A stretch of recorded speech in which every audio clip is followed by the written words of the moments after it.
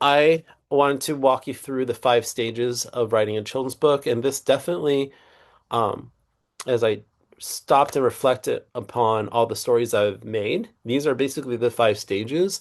And what we've done this year is we actually are totally remaking his class from last year, and we're going to make it in a way, we're structuring in a way to where you're going through the 5 stages through the class in order.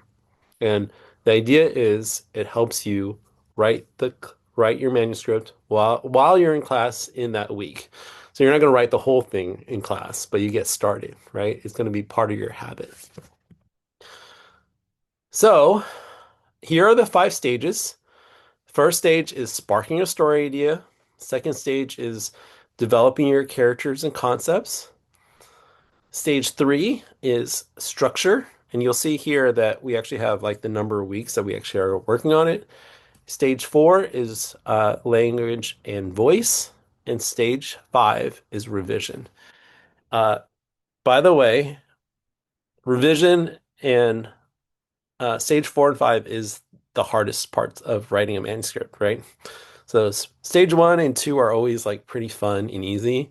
The real hard work is actually between stage three, four, and five. So I see most of our students are still sometimes struggling with like clarity of story structure and what their story is about. And then as we were talking with Deborah, um, finishing is stage five, right?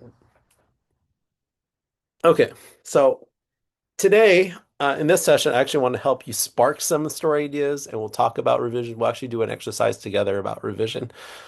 Okay, so sparking story ideas.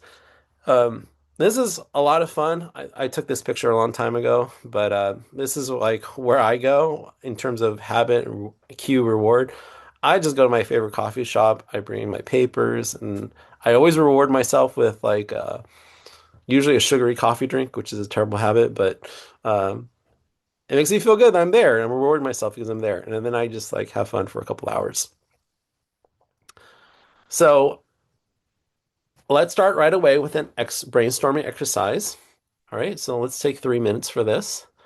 Um, I want you to make a list of things you're fascinated with. It could be animals or ordinary things, just things that are unique that you have a personal connection to. Think about when you were a kid, what you liked. It might be something from your culture or a certain thing, right?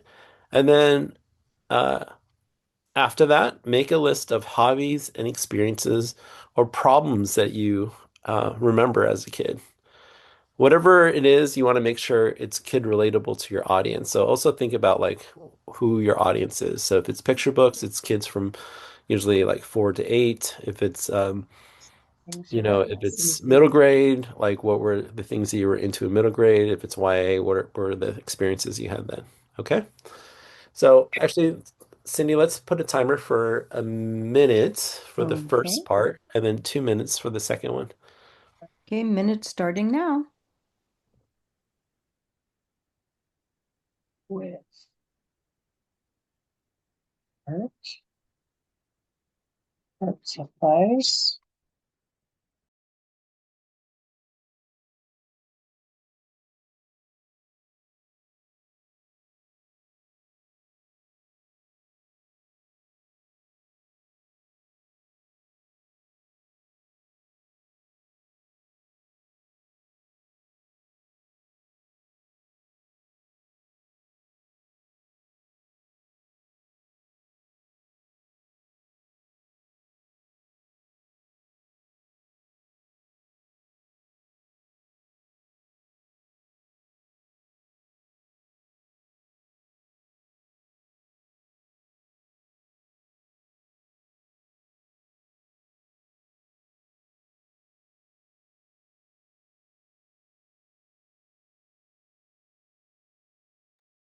Okay, that minute is up. So I will start the 2 minute. Yes, starting now, 2 minutes.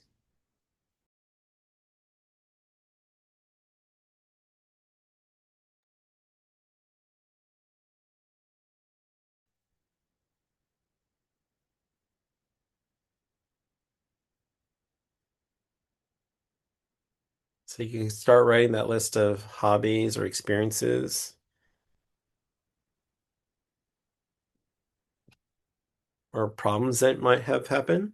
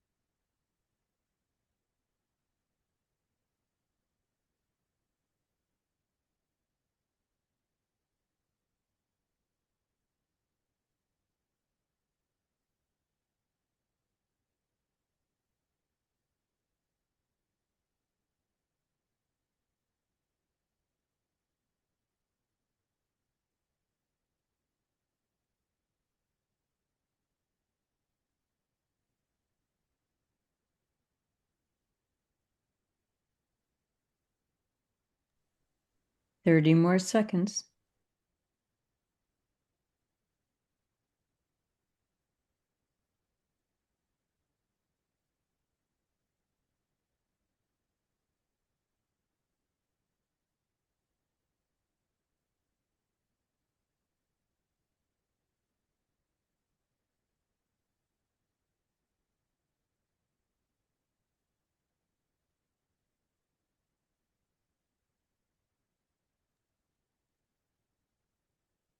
And time is up. All right. We have a list. All right. The next part of this exercise is I want you to select one of the characters or objects that you could make a story out of and match it with a problem. So sometimes I do this with post-it notes. We used to call this the post-it note exercise. Um, but you want to overlap or perhaps circle two things that can go together. So for example, you might have read mouse in cookies. So mouse wants a cookie, or you might have wrote a pig in mischief, or getting into trouble, right? Like you got into trouble. Like what kind of trouble did you get into? Olivia was an inspiration for me to be able to write my first book called Ninja, which is similar as a character who gets into trouble through his imagination. Or it could be super random. So a lot of this creativity sometimes comes from really random things. So like a pigeon wanting to drive bus. How random is that? Super random, but that's what kids are too. They're like really random.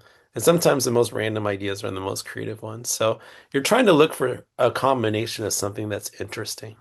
Make sense? Okay, let's start the timer. We can give ourselves three And minutes here. 3 minutes. Okay, Yep. starting now.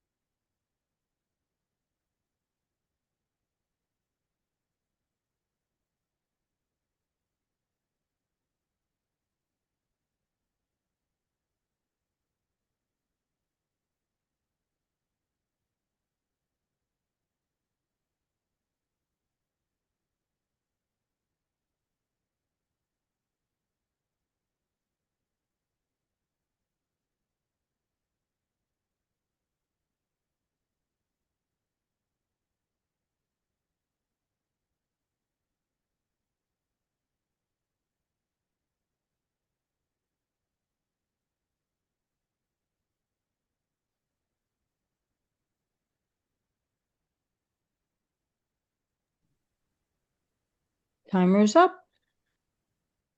All right.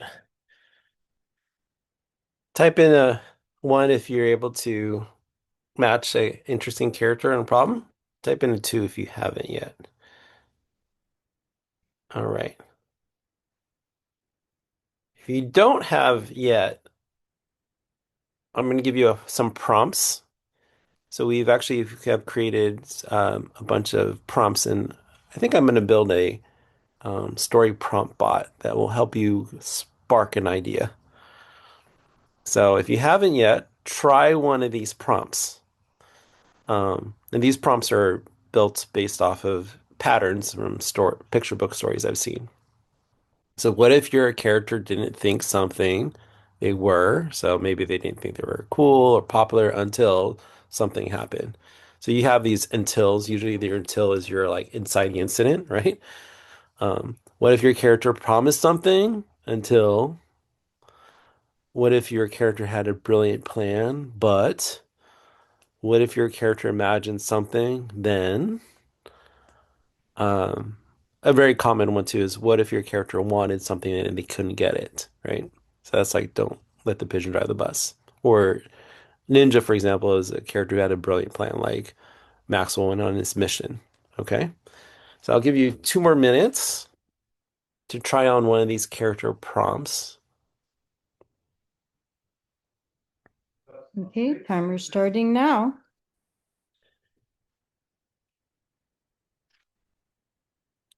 And if you have something already, you can go ahead and start to map out what could happen in your story if your imagination's going already. And that's also for members or took my class already. That's like your story mapping exercise, right? You can map out your story quickly.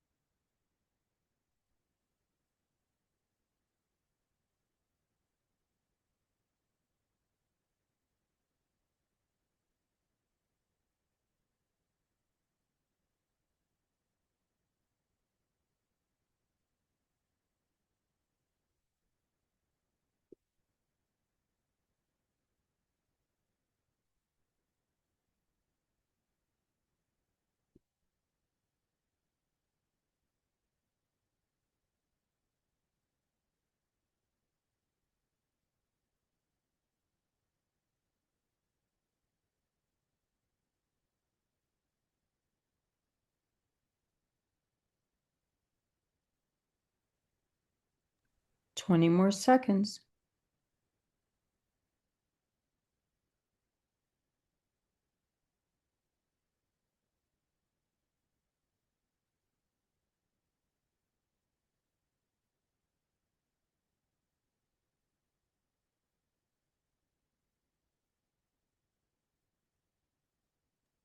Timer's up. Okay, hopefully that gets you started with a story idea if you didn't have one already. Uh, again, coming up with story ideas, I think is always fun, not crazy hard. Um, I wanted to talk a little bit about what stage two is, and Tim is going to have a whole week on each one, as well as exercises to help you through them. But basically, there are two kinds of books, and you'll be deciding the type of story that you want to make.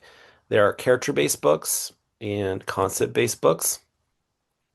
Character-based books are a lot easier to write than concept-based books. Concepts, you have to really think about metaphors and themes, and they're just a lot harder to make, but they are also more sophisticated and satisfying in a certain way. So Mix is a concept-based book, right? A Ninja, for example, is a character-based book. So here are some other character-based books.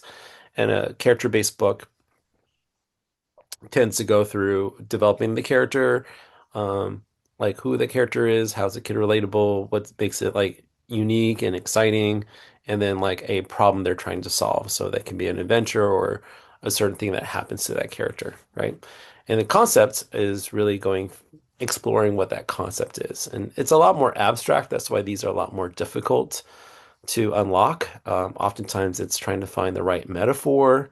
It's a lot of world building. These are also usually my favorite kind of books because they're sort of profound. Like I really love Shel Silverstein's books, like The Missing Piece or The Giving Tree. You know, they're really about deeper themes, but it's being able to talk about those deeper themes in a simple way that makes the book great. And those are hard, but they're still good stories. I'm actually working with a company called 23andMe. I thought I'd just share this with you of like something I'm working on. They're wanting to write some picture books. They've written a bunch, but they're not very good, in my opinion. And so I'm going to help them. And a character-based book that I've been pitching them is a DNA scientist or a DNA detective. I actually like the DNA detective idea. So we're working on, well, I'll be working on this as one of my projects coming up this year. Um, and I have also ex pitched them the idea of a concept-based book, but this honestly is going to be pretty hard. I'm a little bit scared if they're going to pick this one because I don't know how to, at least in my mind, figure out how to explain DNA in a conceptual, simple way to kids that are 4 years old. This sounds like a pretty hard task. But maybe something around like code of life or how we're all connected, how DNA is, how everyone is connected through DNA, and we're all connected not just as people, but as human beings. So it might be kind of a zoom in, zoom out book. That was something like I would imagine. These kind of books are super hard to make, but they're also, challenging and rewarding because it really makes you think about things in a different kind of way. So I just want to show you those two examples. Stars is one of my favorite one. Um, okay, so for this next exercise, and these are the kind of exercises you'll be doing in class with Tim in helping you develop your book. So, in stage one is developing ideas, in stage two is actually developing your characters. So let's go ahead and take 2 minutes to think through. Actually, let's take 3 minutes to think through some of these things, and you can obviously work on this outside of class. I'm just trying to get you started, right? So. Um, who is your character? What is your story about? What does your character want? Like um, if it's a character-based book, what does that character might want? And what is the core emotions of or the heart of the story? I find a lot of times if you could figure out what the heart of the story and what the character is feeling, you can really write. You can that helps you plot out the story. All right, Sydney, let's put the timer on. How many minutes did you say? 3? Yeah, let's do 3 minutes. Okay, starting now. Mm.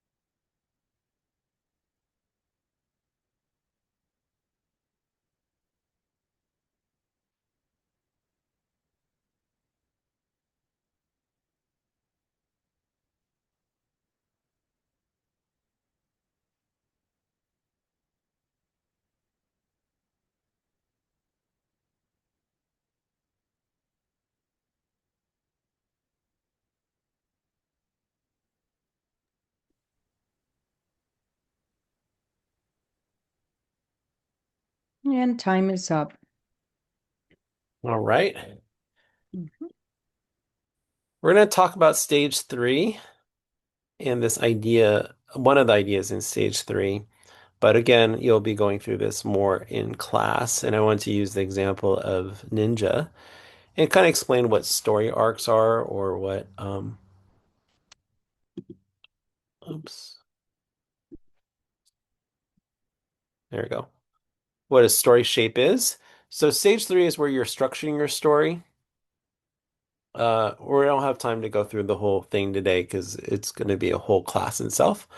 But basically, you have your story structure and what your shape of your story is. So uh, stories are all different. They do have a general structure, though. Usually, you have, a character, a setting, um, usually a place and a problem, and the inciting incident, which is the event that starts the story. And then you have a bunch of struggles, right? And this is where you plot. But sometimes you start your story on with a high, like maybe you have something exciting, or maybe you have a soft opening. So for Ninja, the shape of the story is Maxwell's tying his headband in the beginning, so it's a soft opening. It starts a little bit lower, and then the tension rises when he like declares himself a ninja. That's the inciting incident, right? And then the middle is he surprises his dad, and so the tension goes up. And then if you look at the arc of the story, it goes up in tension. And after he surprises his dad, that's like in the beginning, right? Or near the beginning middle. After he surprises his dad and disarms the dog, then it de-escalates in terms of tension and it goes down. And then he goes on a mission to steal milk and cookies, and he steals milk from his sister, which is a lot more, mischievous and bad. And so the tension goes up. And so this is sort of like if you're going to graph the tension or the good things versus bad things he does, it goes up and down. And that's what you want to build in your story is like a story structure or a story arc. And then you have your end. Um, so we don't need to figure out the whole story today, but I just wanted to introduce this idea to you. Tim will be doing this with you in class as well. Um, I think we're going to skip this exercise because we're running behind. But in class, you'll be able to map out your beginning, your middle, and end. And then in stage four, which is uh, working on the language and voice of your story. So you're going to work through 3 weeks of this with Tim. So week four is all about writing for your audience, finding the right words and length for that. Week five is about language and style. And week six is about writing your voice. So some tools that I like to use, especially in the beginning, I like to keep it really simple and analog. So I write a lot on index cards in a journal. I for Don't Cause Trouble, since it was a middle grade graphic novel, I bought journals that are the same exact size of graphic novels, and I wrote in that. I'm a big believer in having the final form like that you're working in feel the same so that way you can see it, especially if you're drawing a lot. If you're in the beginning of the process, write on yellow legal pads. For some reason, it just allows you to be sloppy and be messy. So as Toni Morrison, she wrote her novels in that, right? And just pencil and paper, and then you can type later. So everyone works a little bit differently. Figure out what works for you, but I'm a big fan of keeping things analog in the very beginning, and then you end up typing them up or finishing your work in the computer later. So I think being the most creative is just keeping it simple. We worked on this a little bit, but I want to bring this back up because another cue you can have is actually the environment. So for me, there's like as I mentioned, there's certain coffee shops and certain even tables that I like to sit and certain drinks that get me in the mood. And if you can figure out what works for you in terms of like your special writing place, your special creating place, and start to build that habit, that helps you just get into the flow easier, right? Um, and just as a reminder, so this is something that we worked on in the first session is as you're starting to build your habits, like to be intentional about it. And I think it's a really good idea to like be aware of what your triggers are for negative habits and what are those emotional and what are those psychological thoughts that come into your mind that trigger bad habits and how do you replace them with good habits. So this is just a reminder of that. All right, in stage 5, which is 4 weeks, Tim is going to focus on revision. So you might hear the saying, writing is revision. And it's so true because your story really comes together and becomes polished through revision. So in week 7, he'll be doing repetition and redundancy. Week 8, he'll be going through um, cutting characters and making them stronger. Week 9, it's reading. Let me move this. Sorry. Reading, making your stories read aloud a bit, right?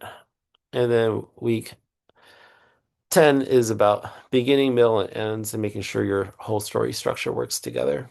And oftentimes your beginning endings fit together. So sometimes you're able to write the beginning and end first, and you got to figure out the middle. Sometimes you figure out your arc, but you just need to like rewrite your end to make it satisfying and relating it back to the beginning.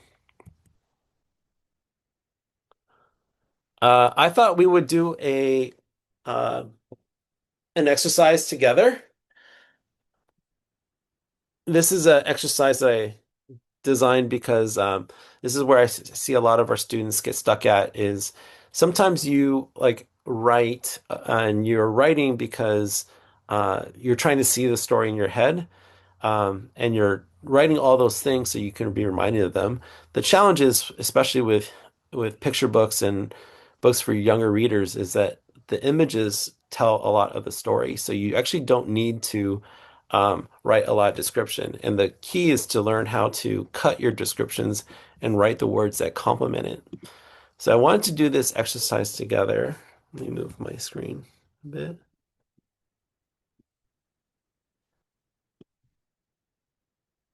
And Cindy, would you mind reading this for us?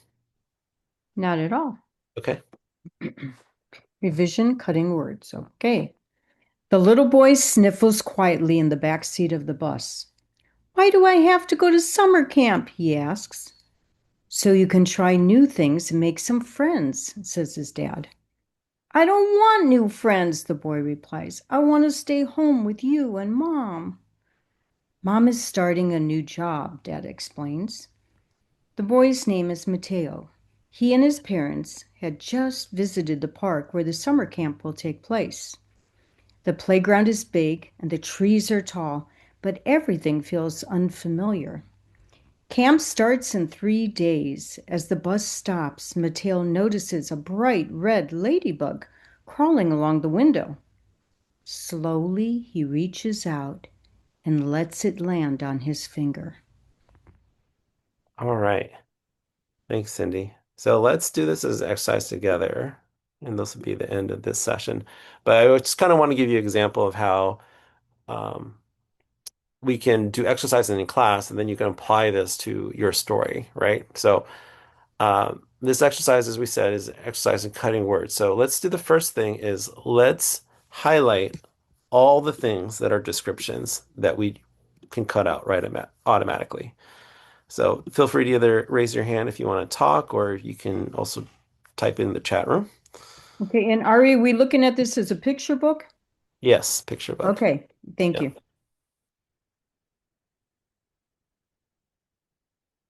So what are the words that we can eliminate? What are descriptive words? Yeah, the bus, back the bus, image of the ladybug. I'm gonna just let me see.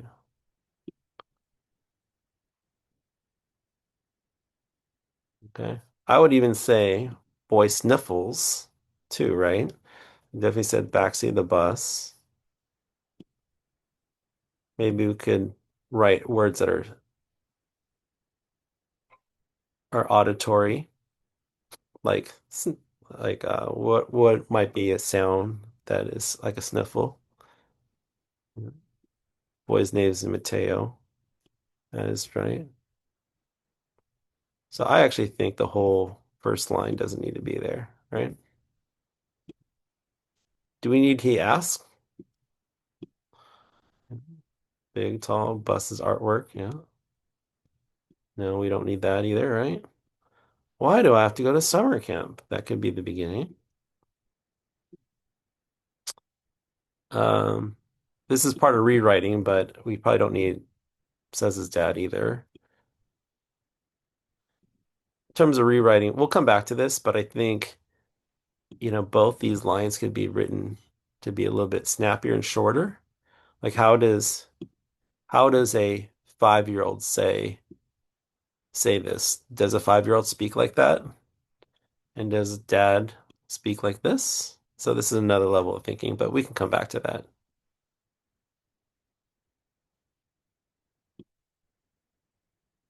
Yeah. So we can remove the name. The boy replies in the name. Yeah. So you can see right away there's a ton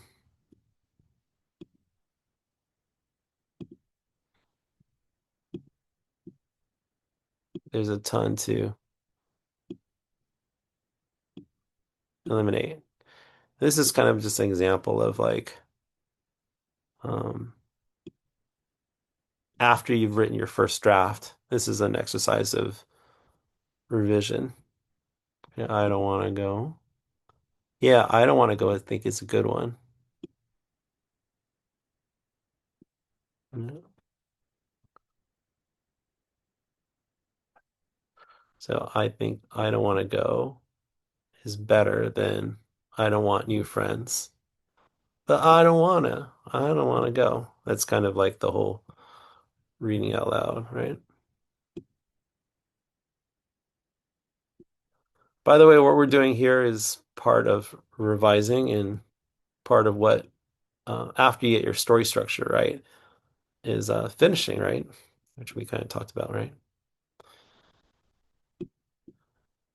Maybe this part, I want to stay with home with you and dad. This might be something we might want to cut or show in some other way. Yeah.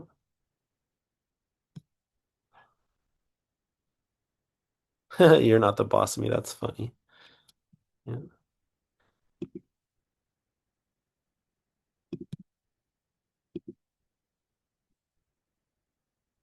I'm going to highlight camp starts in 3 days. So how can we show this visually? Put this in blue. And then bus stops. Oops.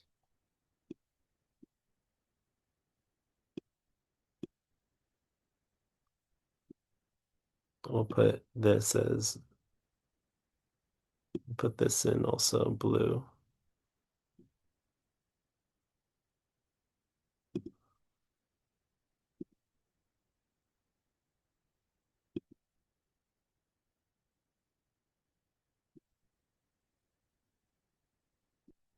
So blue, I'm kind of color coding that as what we can see visually.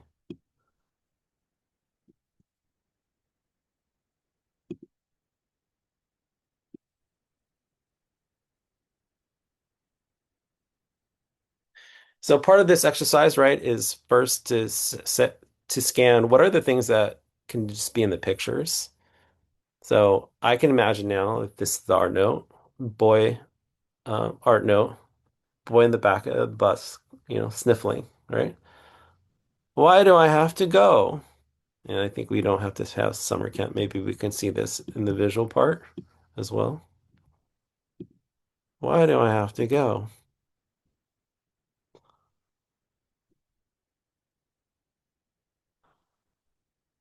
So you can try new things. So, so you can have fun and make new friends. So I think this might be Be that might be okay. Or maybe we could rewrite that part. Um, but I don't want to go. I want to stay home with mom. Mom's starting a new job. And then what is the art note that then could have happen then? Maybe dad is walking with the kid to the summer camp, right? Um, maybe there's a calendar there when they're checking in.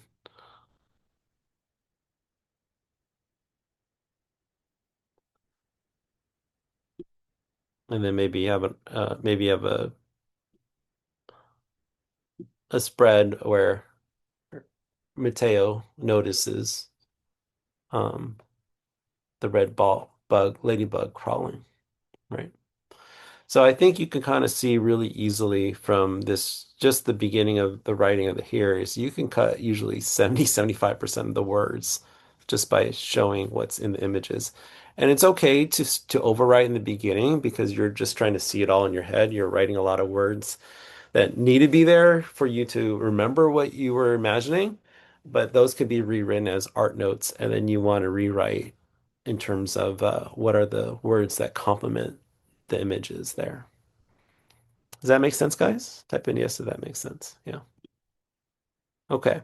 So this is just a kind of an example of the, the kind of exercise we can do in classes together um, that you'll be doing with Tim. All right, we're just about the end of the second session.